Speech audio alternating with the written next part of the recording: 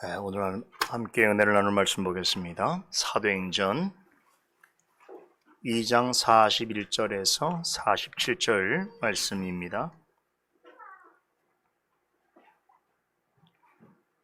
사도행전 2장 41절로 47절 말씀 봉독해 올리겠습니다. 그 말을 받는 사람들은 세례를 받음에 이날에 제자의 수가 3,000이나 더하더라. 저희가 사도의 가르침을 받아 서로 교제하며 떡을 떼며 기도하기를 전혀 힘쓰니라. 사람마다 두려워하는데 사도들로 인하여 기사와 표적이 많이 나타나니 믿는 사람이 다 함께 있어 모든 물건을 서로 통용하고 또 재산과 소유를 팔아 각 사람의 필요를 따라 나눠주고 날마다 마음을 같이하여 성전에 모이기를 힘쓰고 집에서 떡을 떼며 기쁨과 순전한 마음으로 음식을 먹고 하나님을 찬미하며 또 온 백성에게 칭송을 받으니 주께서 구원받는 사람을 날마다 더하게 하시니라. 아멘.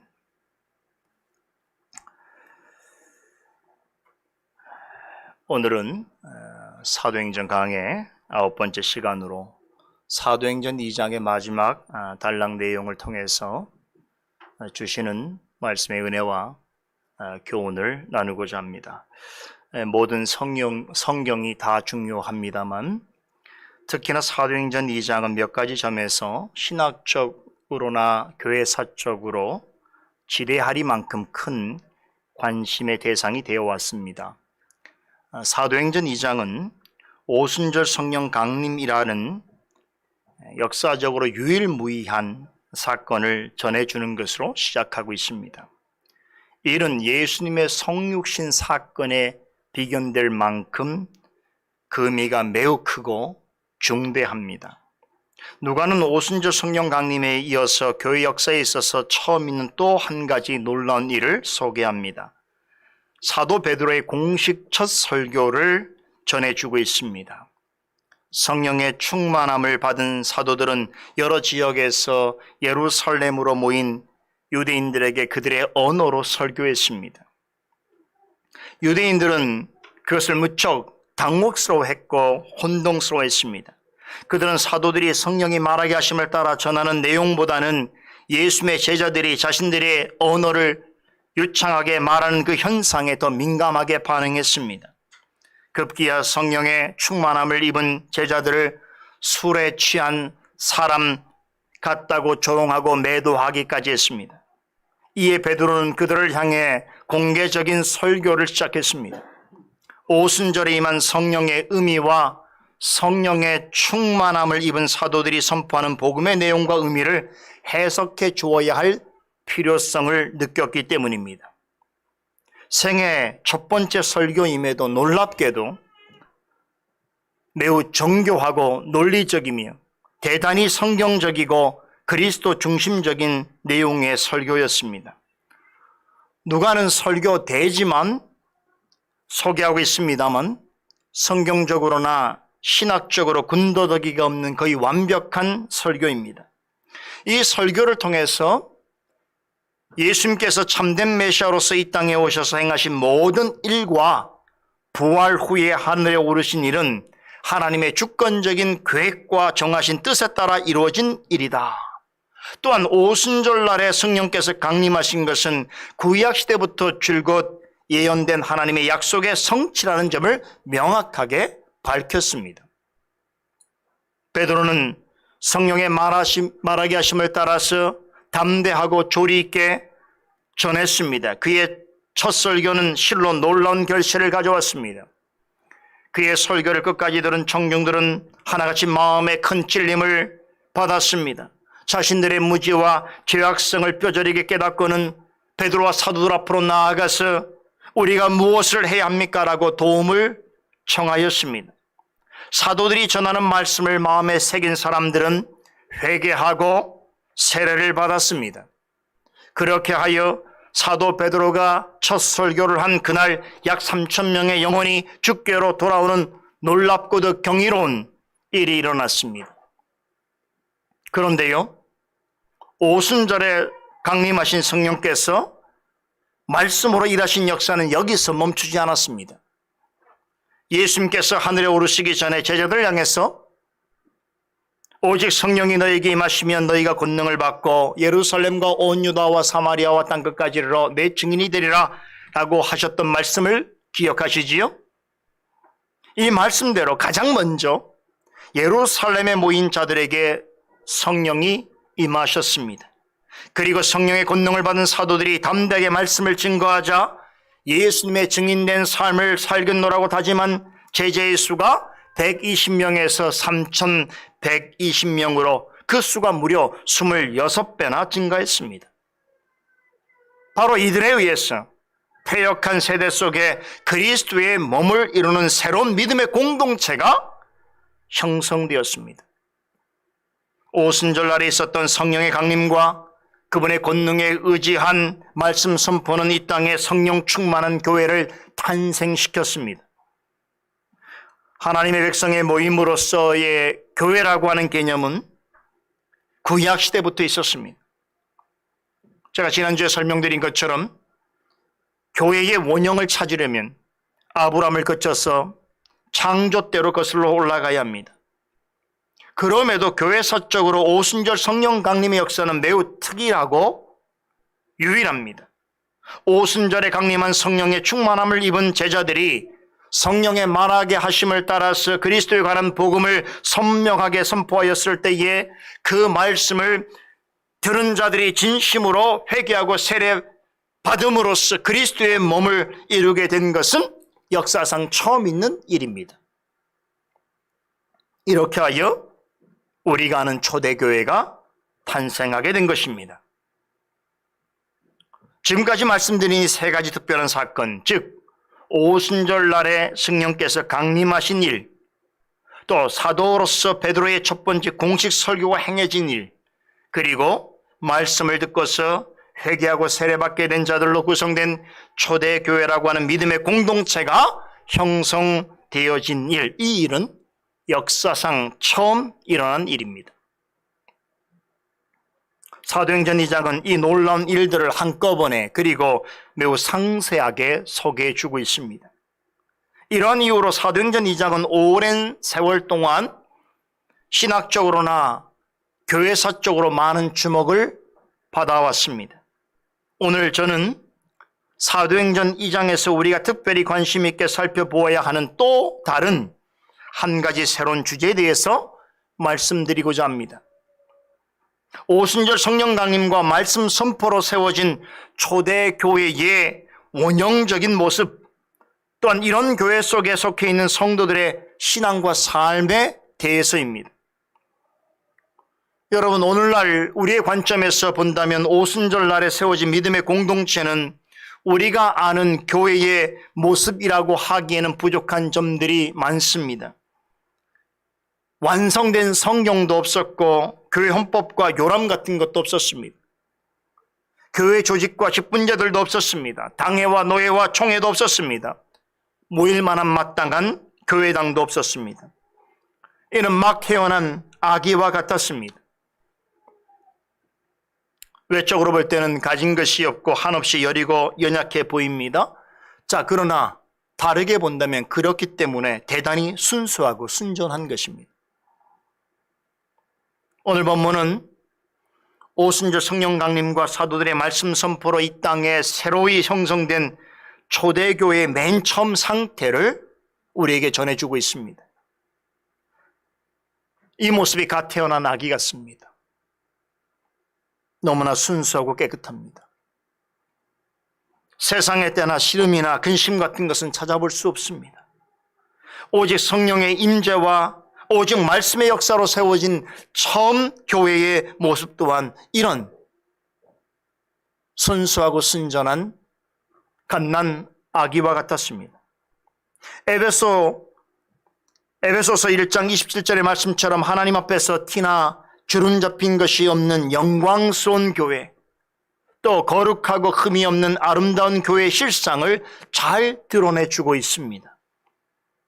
교회 역사로 볼 때는 오순절 날에 탄생한 새로운 교회는 유아기에 해당한다라고 할 수 있습니다만 그만큼 순수하고 순전하다는 점에서 이후에 이 땅에 세워질 모든 교회가 바라보아야 하는 교회적인 기준을 제시하고 있습니다. 다시 말해서 성령과 말씀의 역사로 세우시고자 하시는 교회의 참모습은 어떠한가? 또한 모든 세대를 통틀어서 그리스도의 몸에 연합된 성도들이 마음을 합하여서 추구하고 구현해 하기 위해서 애써야 하는 가장 순수하고 순전한 교회의 실상은 어떠한가에 관해서 아주 중요한 하나의 표본을 보여주고 있는 것입니다. 모든 사람에게는 유아기가 있습니다. 하지만 늘 유아처럼 사는 사람은 없습니다. 이것은 육체적이거나 정신적인 것을 두고 하는 말이 아닙니다. 인간의 본연의 순수함과 순전함을 가장 잘 나타낸다는 의미에서 드리는 말씀입니다. 그때는 유아기 때겠죠. 그래서 어린 아기는 누가 봐도 사랑스러운 것입니다. 세상 속에 있는 교회도 이와 비슷한 점이 있습니다. 하나님께서 오순절날에 성령의 특별한 임재와 말씀의 강력한 선포를 통해서 세우신 교회는 모든 역사를 통틀어서 가장 순수하고 순전한 모습을 지니고 있었습니다. 그런데 우리가 앞으로 사도행전 강해를 통해서 너무나 자주 확인하게 될 일입니다만, 그로부터 시간이 얼마 흐르지 않아 지상교회의 여러 가지 문제들이 발생합니다. 여기에는 여러 가지 원인들이 있습니다. 공중권세를 잡은 마귀와 악한 자들이 그리스도를 대적하여 이런 일이 나타나기도 합니다. 그로 인해서 성령과 말씀으로 세워진 교회는 심한 박해를 받습니다. 그뿐이 아닙니다. 내부에 심각한 문제가 발생해서 교회가 위태롭게 되기도 합니다. 그리스도와 사도들이 전한 것과 전혀 다른 복음, 또 잘못된 신학을 전하는 자들이 교회 안으로 유입되고, 또 교회에 속하여 있지만 말씀과 교회에 대한 이해가 현저히 부족한 무지하고 교만한 자들에 의해서 교회는 아주 중대한 문제가 일어납니다. 놀랍게도 시간이 지날수록 오순절날에 세워진 초대교회와 현저하게 다른 모습의 교회들이 많아집니다. 초대교회 안에 발생한 이러저러한 문제들의 심각성을 간파한 사도들은 그래서 서신을 써서라도 그들에게 보냄으로 성경적인 교훈과 훈계를 하고 바르게 지도하기에 애를 썼습니다. 여러분, 초대교회라고 해서 모든 교회가 다 순수하고 순전했던 것이 아닙니다. 오순절 이후에 많은 문제들을 가진 교회들이 우죽순 생겨났습니다. 그렇다면 하물며 초대교회 이후에 역사는 어땠을까요? 굳이 과거 교회 이야기를 할 것 없이 오늘날 세계교회와 우리 한국교회만 보더라도 알 수 있습니다. 이러다간 큰일 나겠다 싶은 일들이 얼마나 많이 자주 일어나고 있습니까? 잘못된 길로 가는 정도가 아니라 교회로서는 도저히 할 수 없고 결코 해서는 안 되는 참으로 괴이하고 괴팍한 일들을 서슴지 않는 교회들이 참으로 많습니다. 교회라면 자연스럽게 떠오른 아주 기본적이고 상식적인 그런 일들조차 분간하지 못하고 사람들의 염려와 질책에도 불구하고 온갖 불의와 불법을 저지르는 그런 지상의 교회들은 헤아릴 수 없이 많습니다.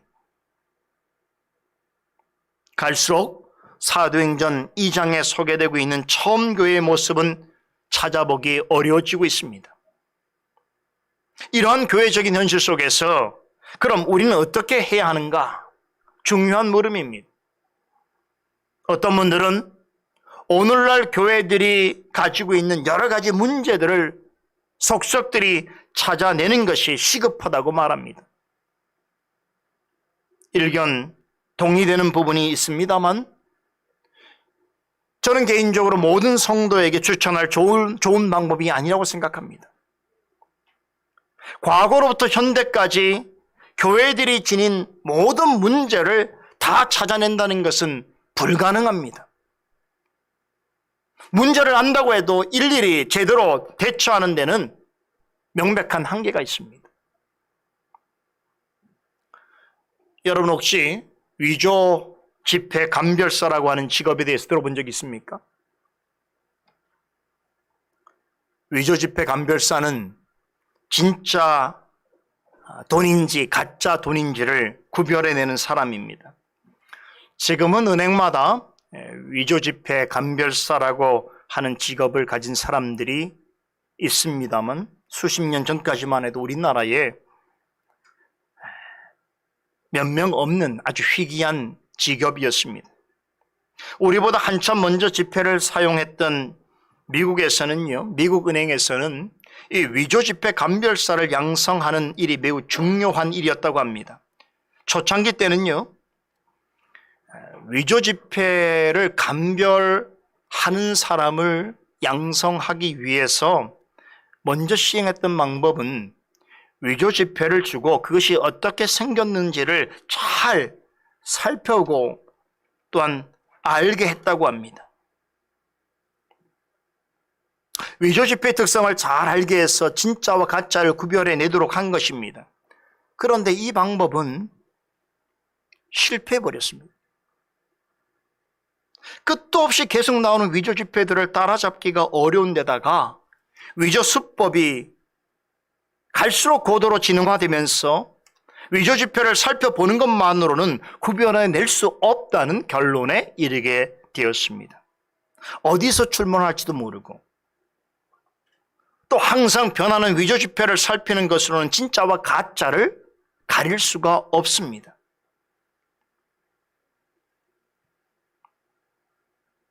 그래서 생각을 바꿨습니다. 항상 바뀌고 변하는 것을 관찰하기보다는 항상 그대이고 변하지 않는 것을 살피는 것이 더 효과적일 수 있다고 하는 생각을 바꾸어서 위조 지폐를 감별해내는 사람에게 진짜 지폐를 가지고 훈련을 시작했다고 합니다. 진짜 돈이 가지고 있는 고유한 냄새, 색깔, 질감 같은 것들을 오감을 통해서 반복적으로 학습하고 익히게 했습니다. 그래서 나중에는 손의 감쪽 하나만으로도 위조 지폐를 감별해낼 수 있게 하였다는 것이지요. 여러분, 진짜를 제대로 알아야 가짜가 보이는 법입니다. 옳은 것, 정당한 것을 잘 아는 사람은 틀린 것, 부정한 것을 쉽게 구별해낼 수 있습니다. 그것이 중요하지 잘못된 것들을 하나하나 다 이렇다 저렇다 하고 그것들을 자세하게 연구하기에는 한도 끝도 없습니다. 이런 분야는 전문가의 영역이지 일반인의 영역이 아닙니다. 교회를 이해하는 것도 이와 비슷합니다.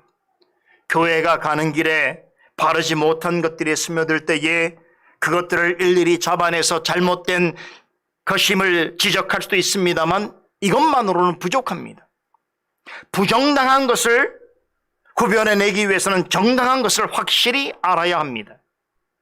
거짓 교회의 특성을 아는 것도 중요하지만 먼저는 참 교회가 어떠한가를 알아야 합니다. 진짜를 잘 알고 있으면 어느 때 만날 수 있는 가짜를 능히 구별해낼 수 있습니다. 그런 점에서 오늘 본문은 우리에게 매우 중요한 교훈을 전해주고 있습니다. 성령과 말씀의 역사로 세워지는 참된 교회가 지녀야 하는 내용이 무엇인가, 또 패역한 시대 속에 있을지라도 참된 교회가 지향해야 하는 중요한 것이 무엇인가를 가르쳐주고 있습니다. 하나님께서 성령의 임재와 말씀 선포를 통해서 이 땅에 세우시고 또한 우리에게 힘써 행할 것을 요구하시는 순수하고 순전한 교회의 실상을 오늘 본문 말씀을 통해서 알려주고 계십니다.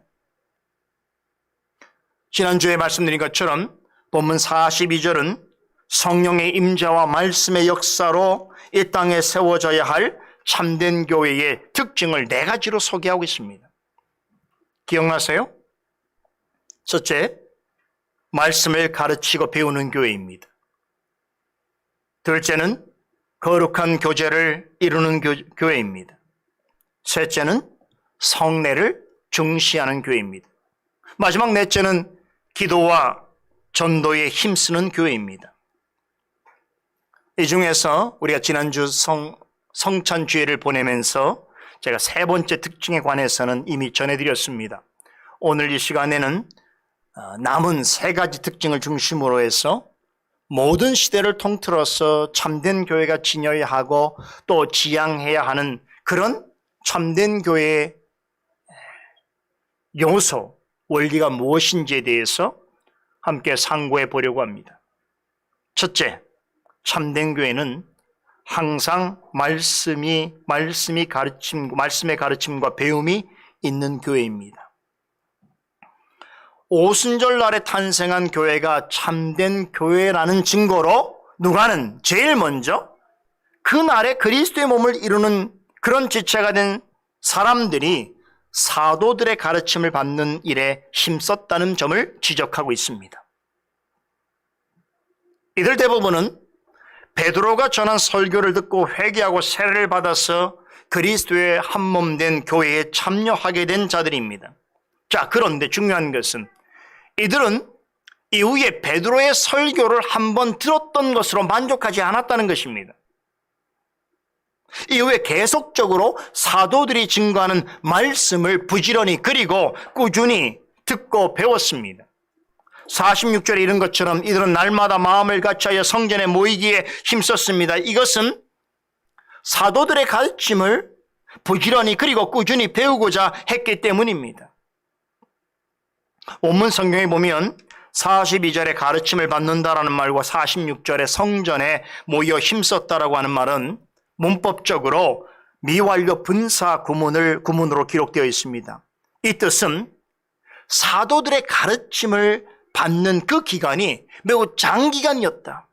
계속해서 이런 일들이 반복적으로 지속되었음을 말해주고 있습니다. 우리는 이 점을 놓쳐서는 안 됩니다.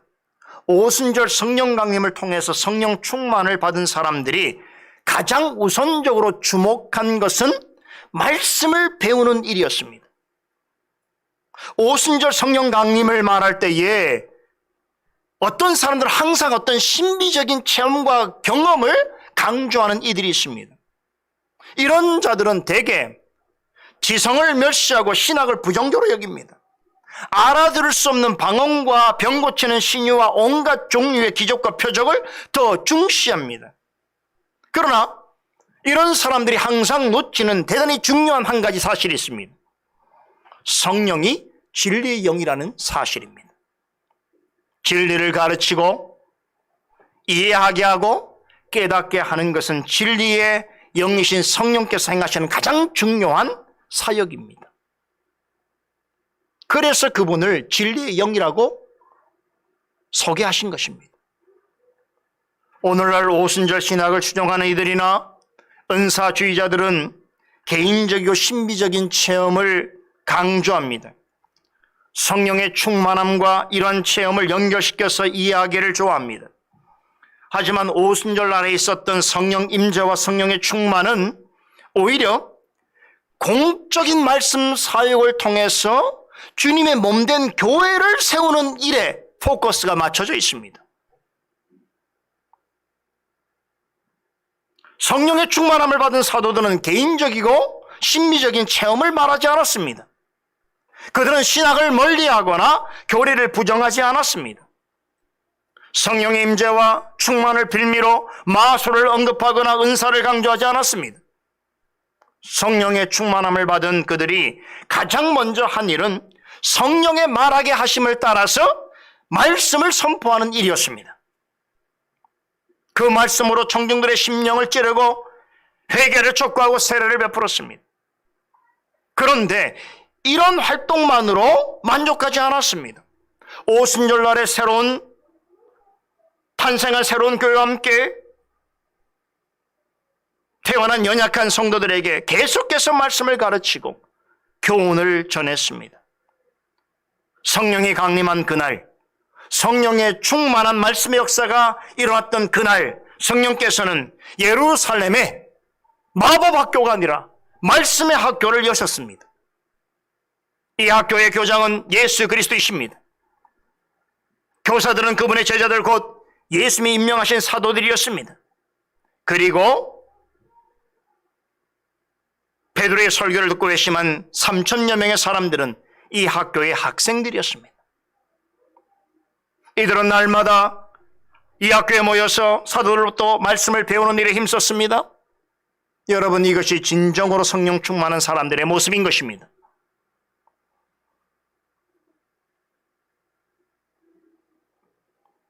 여러분, 반지성주의와 신비주의는 성령의 충만과 본질적으로 어울리지 않는 것입니다.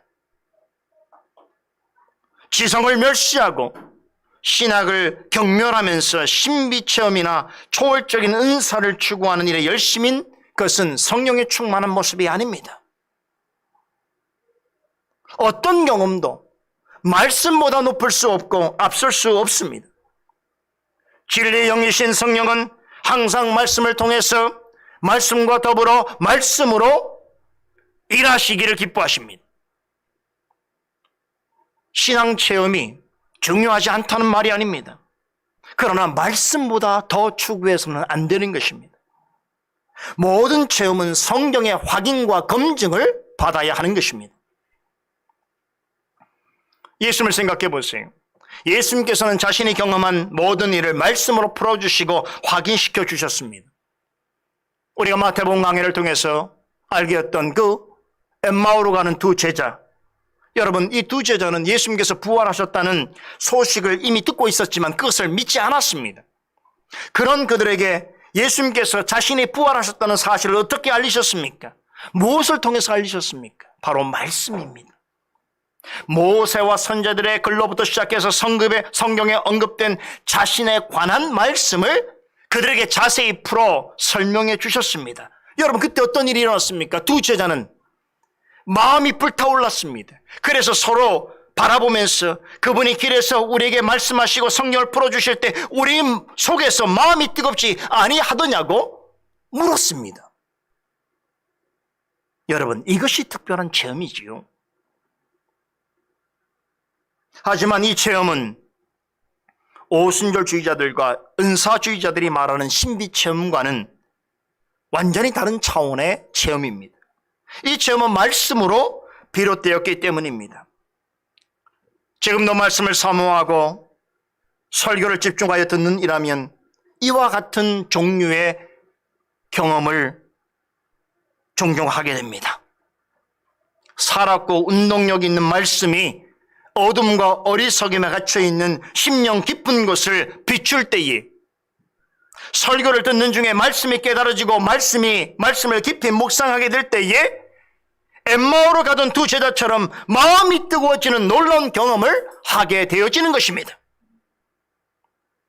이것은 말씀에서 벗어난 경험이 아닙니다. 자, 그런데요, 부활하신 예수님을 목격했던 이 두 제자가 이제 예루살렘으로 다시 돌아와서 어느 집에 모여있던 남은 제자들에게 여러분 무엇을 전했습니까? 자신들의 경험을 말하지 않았습니다. 예수님으로부터 들은 말씀을 전했습니다. 이것이 본질이에요. 자신에게 아무리 숭고하고 가치 있는 경험이라고 하더라도 말씀보다 앞설 수 없는 것입니다. 그러나 우리의 모든 경험은 말씀 앞에 내려놓아져야 하는 것이고 말씀에 의하여 분명한 확인과 검증을 받아야 하는 것입니다. 오순절날 성령께서 세우신 학교에서는 신비주의나 체험신학을 가르치지 않았습니다. 소위 말하는, 요즘 사람들이 말하는 방언을 받는 비결, 기사와 표적을 행하는 방법, 하나님의 음성을 듣는 비법, 미래를 예언하는 능력 등 이런 따위의 것들을 가르치지 않았습니다. 오직 말씀에 대해서만 가르쳤습니다. 자, 여기서 우리는 한 가지 질문을 하게 됩니다.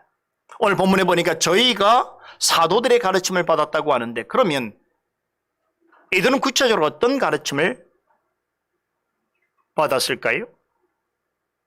저희가 사도의 가르침을 받았다고 하는 이 짧은 표현을 통해서는 우리가 구체적으로 무엇이라고, 어떤 내용이라고 말할 수 없겠지만 적어도 누가는 어떤 종류의 가르침이었는가를 충분히 추론할 수 있는 중요한 팁을 우리에게 제공해 주고 있습니다.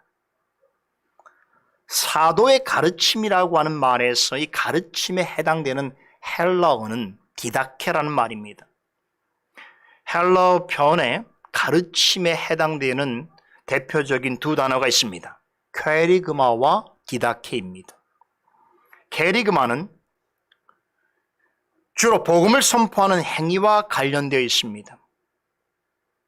설교와 강설로 보더라도 무방합니다. 반면에 디다케는 주로 교리와 교훈을 의미합니다. 이 말의 근거에 보자면 이들이 날마다 성전에 모여서 사도들로부터 지속적으로 가르침을 받은 것은 다름 아닌 교리와 교훈입니다. 즉 말씀의 의미를 구체적으로 풀어 설명하는 교리와 그리스도인으로서 생활 속에서 어떻게 경건하고 지혜롭게 살아가야 하는가에 관한 신앙적인 교훈에 대해서 배웠습니다. 성경이 무엇을 말하는가 하는 것으로부터 말씀을 의지하여 어떻게 살아가야 하는가라고 하는 물음에 이르기까지 그리스도인으로서 필요한 종합적이고도 체계적인 신앙 지식을 배웠던 것입니다.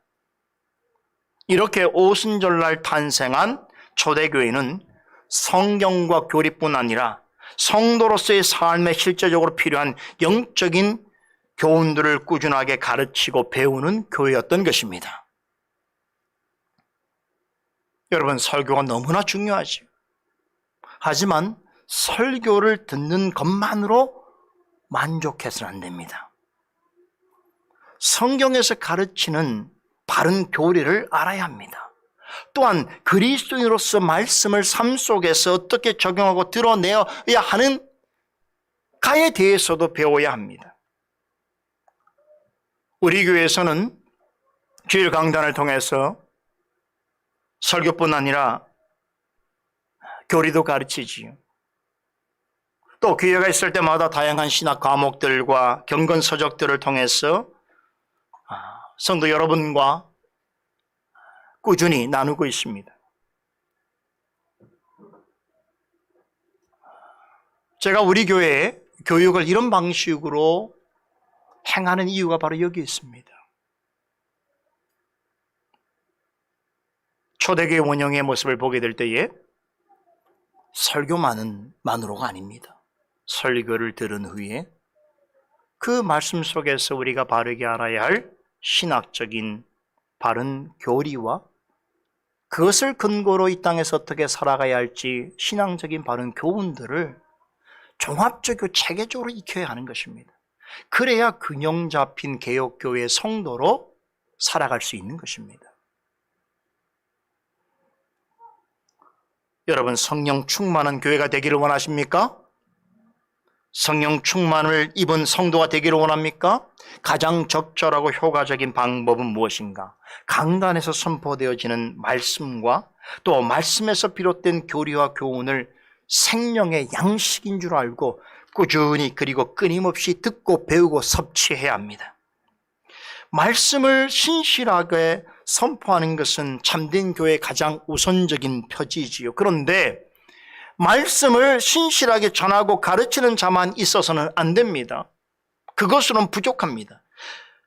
말씀과 교리와 신앙적인 교훈을 듣고 배우기를 즐거워하는 자들이 있어야 하는 것입니다. 그런 성도들이 많은 교회야말로 성령 충만한 교회인 것입니다. 하나님의 말씀을 항상 듣고 배우기를 즐거워하고 말씀에 따라서 살아가기를 애쓰는 사람이 성령 충만한 성도인 것입니다. 이런 성도는 성령 충만한 교회의 가장 큰 자랑이요 기쁨입니다. 바로께는 이런 성도들이 우리 이웃 교회들과 우리 교회에 많아지기를 소원합니다. 참된 교회의 두 번째 특징은 거룩한 교통을 나누는 교회입니다. 누가는 오순절날 형성된 교회에 속한 성도들이 서로 교제에 힘썼다라고 전하지요. 본문 42절에 서로 교제하며라고 하는 말이 그 사실을 대변해 주고 있습니다. 여기서 교제라고 번역된 말은 우리가 잘 아는 코이노니아입니다. 코이노니아라고 하는 헬라어 단어를 번역한 것인데 우리말로는 교제 이외에도 교통 또 혹은 쉬운 말로 사귐이라고도 할 수 있습니다. 성령의 강림과 말씀의 역사로 새롭게 시작된 초대교회는 코이노니아가 참된 교회의 매우 중요한 특성이라는 것을 우리에게 가르쳐 주고 있습니다. 우리 이 특징은 어디서 보고 있지요? 우리가 고백하는 사도신경에 나는 성도가 서로 교통하는 것을 믿사오며 라고 하는 문구에 묘사되어 있습니다. 우리가 보고 있는 한글 성경에는 서로 교제하며 라고 번역이 되어 있습니다만 이 사실 코이노니아라고 하는 이 말 속에 코이네라고 하는 말 자체가 공통의 함께라고 하는 의미를 내포하고 있습니다. 이 말은 교제는 혼자 할 수 없다는 것을 얘기하는 거예요. 교제는 적어도 최소한 두 사람 이상이 되어야 가능한 것입니다. 함께 하지 않으면 교통할 수 없습니다. 우리는 성도의 교통이라고 하는 말이 갖는 아주 중대한 두 가지 사실을 기억할 필요가 있습니다. 성도에게는 두 가지 방식의 교제가 있습니다. 먼저는 그리스도와 혹은 성령과의 교제입니다. 이것은 너무나 신령한 교제여서 초대교회에서부터 이 그리스도와의 교제, 성령과의 교제를 가리켜서 커뮤니오 상투룸이라는 라틴어로 표현했습니다.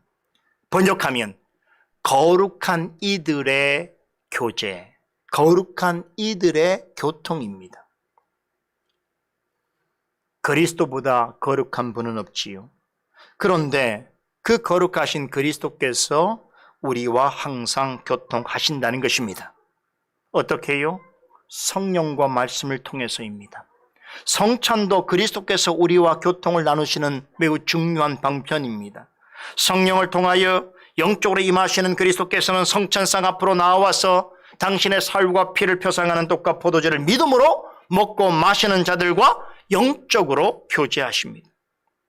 성찬은 그리스도의 십자가 구속으로 말미암아 그리스도에게 접붙임 받은 죄인이 그분과 실제적으로 거룩한 교통을 이룬다는 것을 나타내는 거룩한 예식입니다. 그리스도와 연합되어 있는 사람은 이 예식을 통해서 그리스도와 실질적으로 교제하며 그분이 십자가에서 이루신 부요한 은혜를 맛보게 되는 것입니다. 지금 제가 말씀드린 이 내용은 우리가 이미 배운 거죠? 하이델베르크 요리문답 55문을 통해서 우리가 배운 내용을 다시 요약해서 전해드린 거예요. 배우고 또 배워야 되죠. 왜냐? 잊고 또 잊기 때문에 계속 배워야 되는 거예요. 본문에서 서로 교제하기 힘쓴다라고 할 때에 가장 우선적으로 우리가 생각할 것은 성도의 교제는 무엇보다도 그리스도와의 거룩한 교통이 전제되어야 한다라고 하는 사실을 잊지 말아야 합니다.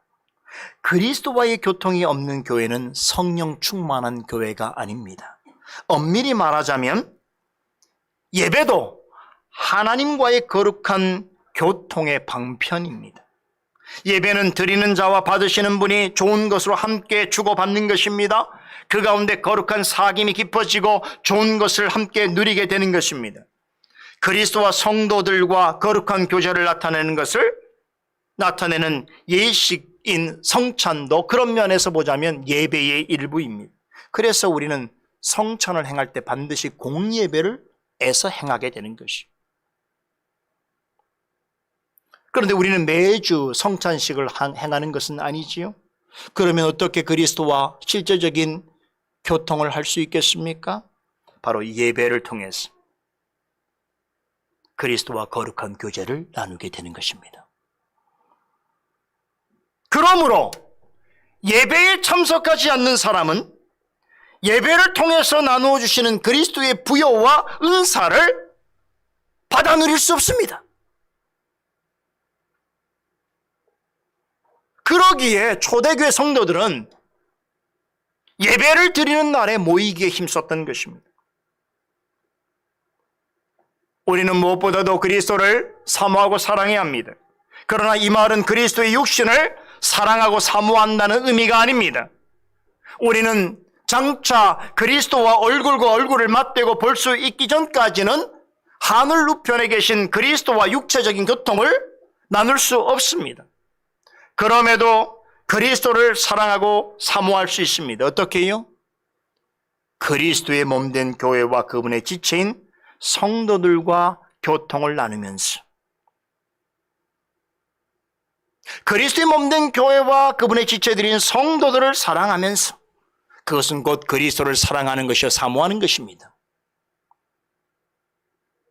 그러기에 그리스도와 연합해 있는 자는 그리스도의 몸된 교회와 성도들과 교제 나누기에 힘써야 하는 것입니다.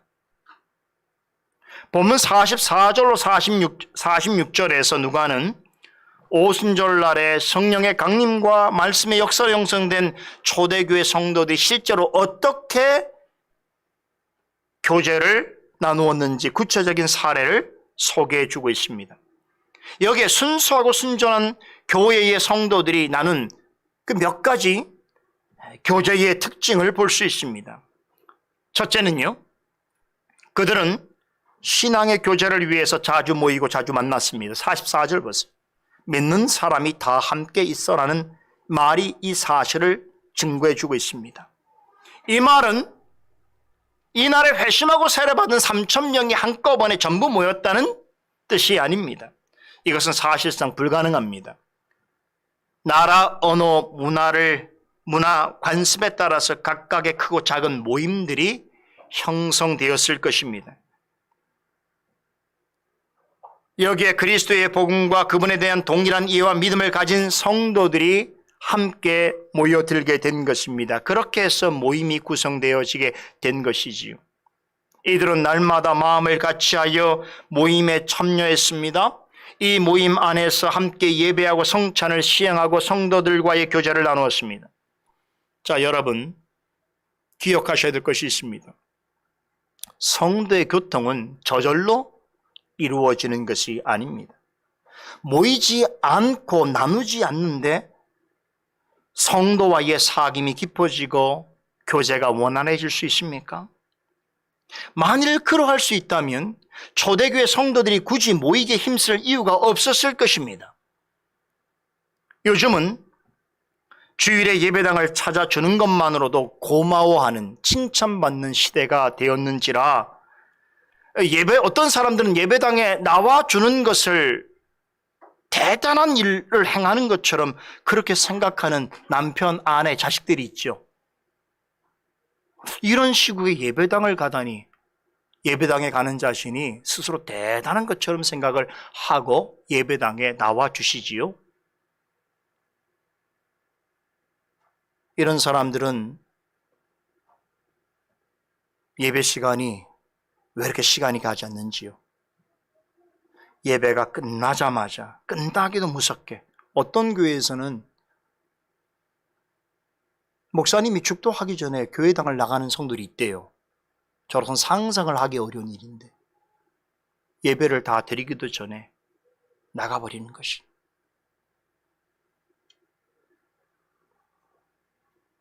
어떤 이들은 교회를 가는 것을 생활 속에 일의 연장처럼 생각합니다. 그래서 몸은 예배당에 와 있어도 마음으로는 이런 생각을 하지요. 남들 다 쉬는 날에 아이고 내가 예배당에 나와 있다니 마음속에 끊임없이 불평을 자아냅니다. 그러다 보니 교회에서 만나는 성도들이 그렇게 반갑지가 않은 것이지요. 그래서 마치 직장이나 사업장에서 만나는 사람들처럼 대합니다. 되게 비즈니스적으로 대하는 거죠. 습관적으로. 마음에서 뭔가 우러나서가 아니고 자신의 그냥 삶의 영역에서 그냥 불특정 다수들을 만나는 것처럼 교회에서 사람 관계를 그렇게 맺고 그렇게 행동합니다. 건성으로 대하지요. 어떻게든 교회에서 보내는 시간을 줄이고 가급적이면 빨리 예배당을 벗어나려고 애씁니다. 이런 사람은 백날 천날 교회당을 왔다 갔다 하더라도 성도의 교통이 주는 기쁨과 유익을 맛볼 수 없습니다. 제가 장담할 수 있는 것이. 코로나 사태로 이제 더는 예배당을 찾지 않더라도 문제가 될 것이 없는 시대가 되었습니다. 오히려 주일이라도 예배당에 가지 않는 것이 마치 미덕인 양 이해되어지는 희한한 세상이 되었습니다. 온라인 예배에 참석하기만 하면 그나마 신앙생활을 잘하는 성도로 인식되고 있습니다. 어떤 마음가짐과 태도로 예배를 드리는지, 예배를 통해서 하나님과의 영적으로 깊은 교제를 나누고 있는지, 성령을 의지함으로 말씀의 은혜를 누리고 있는지 아무도 관심을 갖지 않습니다. 심지어 목회자들도 묻고 따지지 않습니다.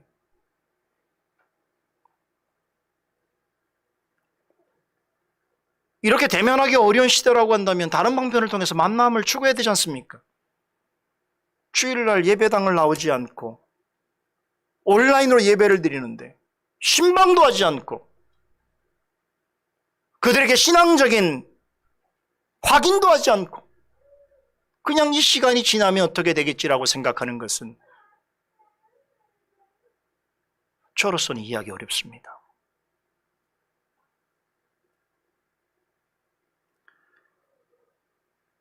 온라인 예배에 참석하기만 하면 신앙생활을 다 하는 것처럼 생각하는 성도들이 부지기수입니다. 참으로 안타깝고 슬픈 일입니다. 여러분, 우리는 코로나 때문에 이런 것이 많습니다. 그런데 코로나보다도 심각하게 돌아보고 두려워해야 될 일이 있습니다. 그러나 많은 사람들은 코로나를 핑계로 그런 것에 대해서 언급을 회피하고 굳이 신경 쓰지 않으려고 합니다. 이러한 생각이 점점 보편화되어져 가는 이런 분위기 속에서 정말 우리가 신경 써야 할 것들, 이런 것들조차 흔들리고 위태로워지고 있습니다. 가장 대표적인 것이 성도 간의 교제입니다. 모이지 못하니까 교제를 나눌 기회가 없습니다. 교제를 나누지 못하니까 점점 멀어져 가는 것입니다. 가끔 교회당에서 만나면 이상하게 된 것이죠. 여러분, 피는 물보다 진하다는 말이 있지요. 이 말이 우리 그리스도인들에게 해당되는 거 아십니까? 우리 그리스도인들은 그리스도의 피로 맺어진 하나님의 가족입니다. 하지만 성도와의 교제를 꾸준히 행하지 않으면 남보다 못한 존재로 여길 수 있는 것입니다. 신앙생활 하는데 성도의 교제가 무엇이 필요한가? 그냥 나만 잘 믿으면 되지라고 생각하는 사람이 있다면 그는 분명 성령에 충만한 사람이 아닙니다. 항상 이 핑계 저 핑계를 대면서 성도 간의 모임을 회피하고 모이기에 힘쓰는 일을 귀찮고 쓸모없이 여기는 사람은 절대로 올바른 믿음을 가진 사람이 아닙니다. 성도 간의 교제를 위해서는 여러분, 우리가 할 수 있는 방편을 이용해서 온 오프라인을 가리지 말고 할 수 있는 대로 애써야 하는 것입니다. 둘째, 그들은 모든 물건을 통용하고 자기의 재산과 소유를 팔아서 필요한 사람들과 나누었습니다. 44절과 45절이 이것을 말해주는데 한 가지 기억할 것은 이 본문은 신약 성경 중에서 가장 논쟁이 되고 있는 구절이기도 합니다. 이 말씀을 근거로 해서 기독교는 사유재산과 개인의 소유를 부정하고 모든 것을 공동 소유화해야 한다라고 주장하는 이들이 있습니다. 과거에도 기독교 일부 종파들이 이런 것을 실제로 실천했고 지금도 그렇게 살아가는 사람들도 있습니다. 또 어떤 일은 공산주의와 사회주의 이념이 바로 이 말씀에서 비롯되었다라고 주장하기도 합니다. 그러나 이것은 일구의 가치가 없는 대단히 심각한 말씀에 대한 오해입니다. 착각입니다. 성경은 개인의 소유와 재산을 인정합니다. 또한 그것은 마땅히 존중되고 보호받아야 하는 것으로 설명합니다. 개인의 소유와 재산과 생명을 지키도록 하기 위해서 하나님께서 국가와 정부를 허락해 주신 것입니다. 그렇다면 우리는 이 구절을 어떻게 이해하는가? 주의해야 될 것은 이 구절은 모든 시대의 교회와 성도들이 그대로 따라야 하는 구속받아야 할 모범적인 사례로서 우리에게 제시되어진 것이 아니라는 것입니다. 이 사례는 오순절 성령의 강림과 사도들이 다른 나라 방언으로 복음을 전한 것 같이 유래를 찾아보기 어려운 일입니다. 다시 말해서 모든 세대의 교회들에게 문자 그대로 적용하면 안 되는 내용이라는 것입니다. 오히려 본문은 성령과 말씀의 역사로 처음 탄생한 초대교회가 어떤 성격을 가진 교회였는지를 말해주고 있습니다. 누가는 이 부분을 성도 간의 거룩한 교제 차원에서 언급합니다. 헬라어로 교제를 제가 코이노니아라고 했는데 이 말에서 파생한 코이노니코스라는 말이 있어요. 이 말은 사람에 관한 것인데 관대한 자 또는 긍휼히 여기는 자란 뜻입니다. 성령의 충만함을 받은 성도들이 모여있는 초대교회는 대단히 관대하고 긍휼이 많았을 뿐만 아니라 실제로 그것을 자발적으로 실천하는 교회였음을 말해주고 있습니다. 여기에는 외부로부터 오는 어떤 통제나 강압이 없었습니다. 왜 사회주의와 공산주의가 아니냐? 그것은 억압과 통제를 통해서 시행되는 시스템이에요. 그러나 초대교회 이 역사는 그런 일이 아니었어요. 그렇다고 어떤 제도나 규범에 따라서 행한 일이 아닙니다. 누가 강권하지 않았음에도 오순절 초대교회 성도들은 가난하고 헐벗은 성도들에게 관대함과 긍휼을 베푸기를 기뻐했던 것입니다. 여러분, 어떻게 이런 일이 가능했겠습니까? 성령의 충만함을 잊고 보니까 여러분, 교회에 모여있는 그 많은 유대인들이 어떻습니까? 주 안에서 형제 자매로 여겨졌기 때문입니다. 어떤 이들은 그래서 땅과 집을 팔고 또 어떤 이들은 집에 있는 물건과 가구를 내어놓음으로써 가난과 궁핍 가운데 있는 성도들을 도우려 했습니다.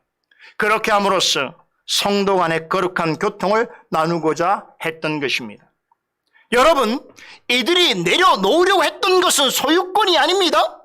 바로 회심하기 전에 가지고 있었던 죄에 물든 이심과 탐욕입니다. 그것을 내려놓고 포기하려고 했던 것이에요. 그리스도를 알지 못하였을 때에 이기심과 탐욕은 그들의 인생을 지탱해주는 버팀목이었습니다. 하나님을 모르는 사람들에게 생을 사는 활력이 무엇입니까? 무엇을 더 갖고 싶어하고 무엇을 정치하는 이기심과 탐욕 아닙니까? 그러나 성령과 말씀의 역사로 그리스도를 알게 되자 인생에 대한 인식이 근본적으로 바뀌게 된 것입니다. 그리스도께서 우리를 위해 가난하게 되심으로 우리를 부욕케 하셨다는 사실을 알게 되었습니다. 진정한 부요는 물질에 많고 적음에 있는 것이 아니라 그리스도를 믿는 믿음으로 얻는다는 것을 깨달았습니다. 이런 마음의 변화로 가난한 성도들을 위해서 그리고 앞으로 세워질 주님의 교회를 위해서 자신의 소유의 일부를 기쁘게 내어놓을 수 있었던 것입니다.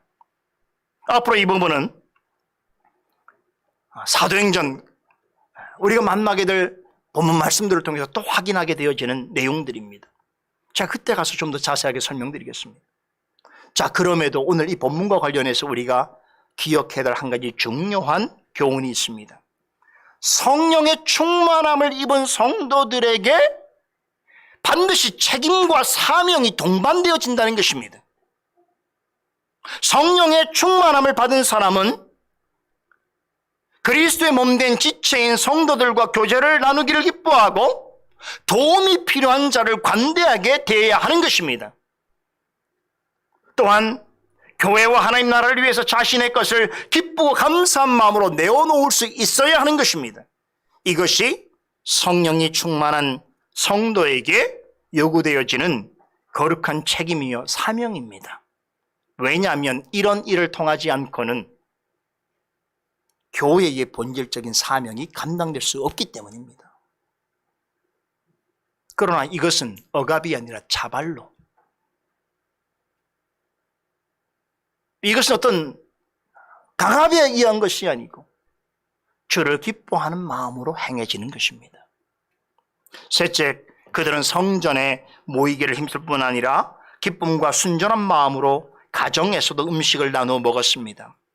자, 여러분, 예나 지금이나 우리가 음식을 만들어서 나누어 먹는 것은 참 생의 기쁨이고 즐거움이지요. 오순절 초대교회 성도들은 다른 성도들 자신의 집으로 초대해서 음식을 나눈 일을 즐겼습니다. 누가는 그들이 어떤 마음으로 일을 행했는가? 기쁨과 순전한 마음으로 이 일을 행했다라고 말합니다. 여러분, 사람은요, 여러 가지 우리가 교제 방식이 있습니다만 어떤 한 자리에서 마음을 같이 해서 음식을 나누어 먹을 때에 교통이 잘 되어집니다. 동일한 생각을 가지고 같이 앉아서 먹을 때에 자신이 그 한 커뮤니티에 속해 있다라고 하는 것을 절실히 더 느끼게 되는 법입니다. 여러분, 식구라는 말이 무슨 뜻입니까? 식구. 이게 밥을 같이 먹는 사람이에요. 밥을 함께 먹는다는 게 식구예요. 가족이 함께 모여서 음식을 나누는 것은 단지 먹는 행위, 그 이상의 의미가 있습니다. 음식을 나누는 일을 통해서 가족으로서의 유대감과 소속감을 갖게 됩니다. 가족에 대한 사랑과 애정도 느끼게 되는 것이죠. 그래서 엄마가 해주는 밥, 집밥이라는 게 이런 의미가 있는 거예요. 그냥 먹는 게 아니죠. 먹는 것만 의미하는 것이 아니고 그 엄마가 해준 정성스러운 집밥을 통해서 내가 느끼는 그 말로 표현할 수 없는 그 어떤 가치 있는 뭔가가 우리에게 있잖아요. 그렇죠. 그것은 먹는 행위 이상의 의미가 있다는 것이.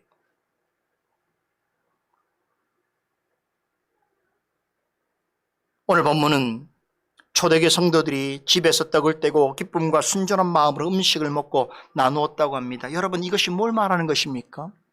성령과 말씀으로 새롭게 형성된 교회 안에서 그들이 말씀과 교리와 신앙생활에 관한 교훈들을 듣게 될 때에 우리가 그리스도 안에서 한 형제 자매이구나라고 하는 아주 강렬한 믿음에 관한 형제를 가지게 되었고 표출하게 되었다는 것을 말해주는 것입니다.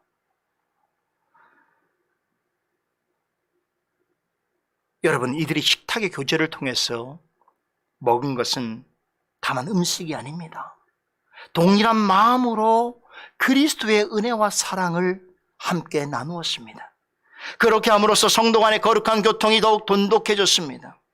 제가 우리 교회적으로 볼 때의 코로나 사태 때문에 가장 크게 아쉬운 것 한 가지를 이야기하라면 저는 위아 패밀리가 중단되었다는 것입니다. 그 우리 교회만 있는 참 아름다운 그런, 그렇죠? 전통이고 이벤트 아닙니까? 우리가 위아 패밀리를 통해서 성도들이 함께 모여서 여러분 음식을 대하고 그 일을 통해서 우리가 함께 우리가 솔리데오 글로리아 교회 성도라는 사실과 또 함께 받는 말씀의 은혜들을 나눌 수 있는 그런 시간 아닙니까? 여러분, 그것이 말씀과 음식을 나누면서 행할 수 있을 때 또 배가 되는 측면이 있는 것입니다. 이것을 통해서 우리가 성도 간의 깊은 사랑과 우애를 느낄 수 있는 것이죠. 그래서 바라기는 위아 패밀리가 하루속히 회복될 수 있기를 저는 간절히 바랍니다. 우리 집에 여러분들 초대하고 싶어요. 여러분들 집도 방문하여서 성도의 교제를 나누고 싶단 말이지요. 성도 간의 음식을 먹고 나누는 것은 교제의 좋은 수단입니다. 더군다나 기쁨과 순전한 마음으로 초대하고 대접하고 함께 나누는 것이라고 한다면 더할 나위 없이 좋은 성도의 교제입니다. 기억하십시다. 오순절 초대교회 성도들은 성도의 교제를 교회당에 모일 때만으로 한정하지 않았다는 것입니다. 성령의 인도하심이 있는 삶의 현장에서도 성도 간의 사귐을 갖는 일을 힘썼습니다. 가족끼리 가정에 모일 때는 함께 떡을 떼면서 사도의 가르침을 통해서 받은 은혜와 교훈을 나누었습니다. 일종의 가정 경건회죠. 가정 예배지요. 뿐만 아니라 기쁨과 순전한 마음으로 성도들을 자신의 집으로 초대하여서 음식을 나누면서 그리스도 안에서 성령이 하나 되게 하신 것을 힘써 지켜 나갔습니다. 이런 관심과 애씀이 없다면 정말로 하나 된 성도 사이가 되어지기 매우 어렵습니다. 지금은 여러 가지 제약이 우리에게 있습니다만 다시 자유롭게 만날 수 있는 기회가 주어진다면 성도 간의 형제와 일체감을 갖는 데 도움이 되는 만남이 우리 가운데 더 활발하게 진행되기를 간절히 소망합니다. 성령 충만한 성도는 함께 먹고 마시고 이야기를 나누고 즐거워하는 일로도 얼마든지 커뮤니오 상트룸, 거룩한 자들의 교제를 나눌 수 있습니다. 이게 성도의 특권이에요. 이제 참된 교회의 네 번째 마지막 특징 한 가지 말씀드리고 마치겠습니다. 그것은 기도하고 전도하는 교회라는 것입니다. 이 부분은 아주 짧게 설명드릴 수 있습니다. 누가는 오순절에 형성된 초대교회는 기도하기를 힘쓰는 교회였다라고 말합니다. 여기서 말하는 기도는 혼자서 개인적으로 하는 기도라기보다는 함께 모여서 하는 공동체적인 기도를 가리킵니다. 오순절 날에 성령 강림과 말씀의 역사로 충만한 은혜를 받은 성도들은 기도할 목적으로 성전을 주기적으로 방문하였습니다. 뿐만 아니라 예루살렘 전역에 흩어져 있는 각 가정에도 수시로 모였습니다. 놀랍게도 초대교회 성도들은 말씀과 성례만이 아니라 기도에도 힘썼습니다. 이런 모습은 장차 세워질 모든 교회의 귀감이 됩니다. 종교개혁자들이 말씀과 성례와 기도를 통상적인 은혜의 방편으로 삼은 것은 결코 우연한 일이 아닙니다. 그렇지요? 교회의 순수함과 순전함의 원형을 오롯이 드러낸 오순절 초대교회를 참된 교회의 전형으로 삼은 것은 아닌가, 저는 개인적으로 그렇게 생각합니다. 웨스트민스터 신앙고백서 제18장에 보게 되면 성도는 하나님의 직접적인 음성을 듣지 않아도 이 통상적인 은혜 방편인 말씀과 성례와 기도를 올바르게 활용함으로써 구원의 확신에 도달할 수 있다고 가르칩니다. 말씀과 성례와 기도는 모두 성령의 사역과 밀접하게 관련되어 있습니다. 성령께서 우리의 연약함을 도우시지 않는다면 하나님께서 기뻐하시는 기도를 행할 수 없습니다. 또한 하나님을 아는 바른 지식이 없다면 올바른 기도를 드릴 수 없습니다. 그래서 초대교회 성도들은 말씀과 성령에 의지해서 기도하기를 힘썼습니다. 그들이 무엇을 구체적으로 기도했는지는 알 수 없지만 우리가 지금까지 살펴본 내용에 근거한다면 그들은 교회와 성도들을 위해서 기도하였을 것입니다. 여기에 더하여 오순절 초대교회는 그리스도의 복음을 증거하는 일에 열심을 내었습니다. 복음 전도와 선교 활동에 힘썼습니다. 성령이 충만한 교회는 결코 자기중심적이거나 자기이기주의에 빠져 있을 수가 없습니다. 복음을 가르치고 전하는 것은 교회의 가장 중요한 사명입니다. 만약에 초대교회 성도들이 자기들의 관심사나 어떤 편협한 문제에만 골몰하여 있었다고 한다면 예루살렘과 온 유대와 사마리아와 땅끝까지 복음이 전파될 수 없었을 것입니다. 오순절 초대교회는 교회 내부에서 말씀을 가르치고 양육하는 일에 있어서 뿐만 아니라 교회 밖 세상을 향해서도 복음을 전파하고 성도들을 불러 모으고 교회를 세워가는 일을 결코 게을리하지 않았습니다.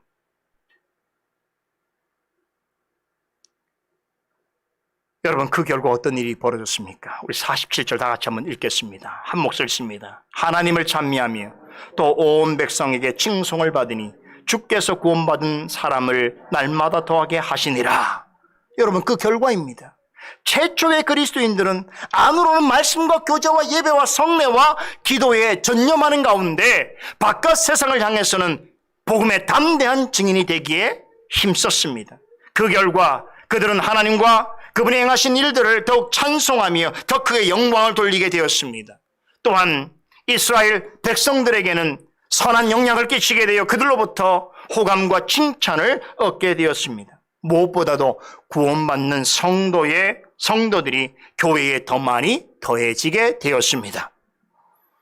오순절 초대교회에 있었던 이 놀랍고도 은혜로운 역사가 우리 시대의 교회와 성도들에게 나타날 수 있기를 간절히 소원합니다. 특히나 우리가 함께 섬기는 이 솔리데오 글로리아 교회를 통해서 이와 같은 일들이 지속적으로 드러날 수 있기를 간절히 소원하면서 오늘 강서를 마칩니다.